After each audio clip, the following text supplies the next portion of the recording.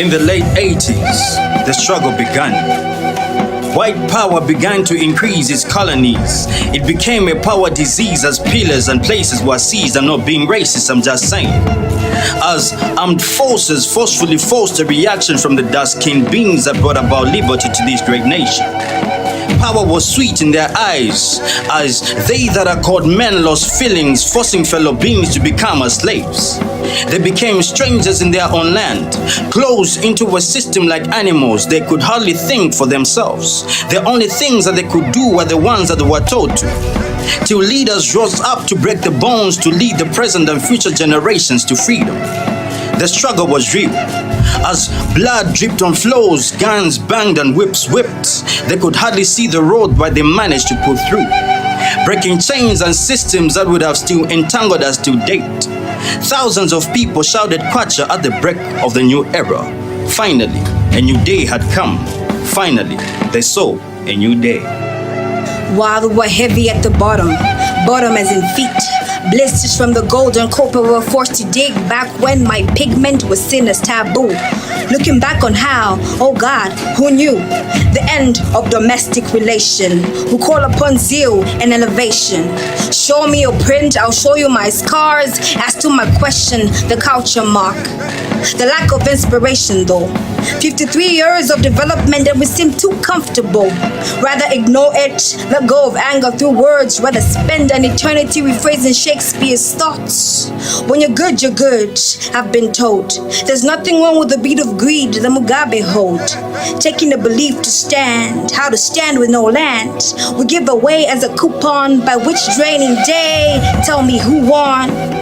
A poet's heart speaks his mind. A heart and a mind are not a politician's kind. Well, let's forget about the past, erase history.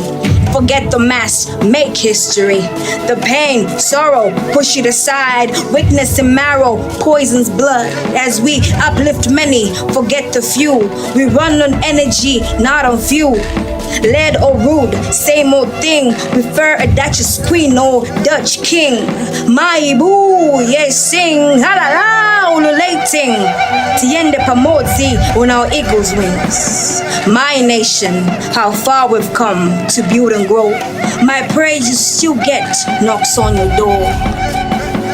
One Zambia, one nation, one people.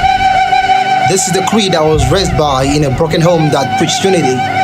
Zambia, 5'3" and counting, we're barely in our teen years. And even though they expect us to act the 50s, but they act our age. We might make mistakes, but we're learning. Zambia, don't frown. Don't let them look down on you, the pride of Africa. And just because we're black don't mean we lack knowledge. We might be a third world nation, but at least we got our spiritual compass right. So write this down. Zambia, who told you? You need hydrogen bombs to measure your strength. They lied. Your strength comes from the Lord. Stop pointing fingers. The blame game is a game no one can win, so hold your peace. The government might be your voice, but Zambians, the power of change has always been in your hands. So pick that leader. Paint those walls. Just like our forefathers united and used their hands and intellect to free us from our first colonial master, we too must utilize our minds and fight to the teeth this corruption that has coup d'etat our nation and become our second colonial masters. Too many hiccups, but to mention a few. Educational malpractices. Too many holes in the system. The rainy season is coming, it just might leak. Don't mind that. This is just another independence poem. Or is it? Zambia. Is it possible we manage to break free of the chains on our hands, but then escape the chains in our hearts? Allow me to illustrate. I'm Zambian. By my voice you can't tell, because my culture has been diluted, my traditions have been forsaken. I'll buy anything as long as it's not Zambian. Call me humble for wear your flag proudly while mine lies in the trash, or rather low self-esteem for I'm ashamed of anything that I have made. Zambia. Blood is thicker than water, but the spirit bonds tighter than blood. Equal under God's sight, we're all made in His image, so whether you're Bemba, Tonga, or Lunda, let's not forget to love one another. From the blood that unites us, the tongue that divides us, we are one. We are one. One Zambia. One nation. One people. This is not just another independence poem. This is not just another independence poem.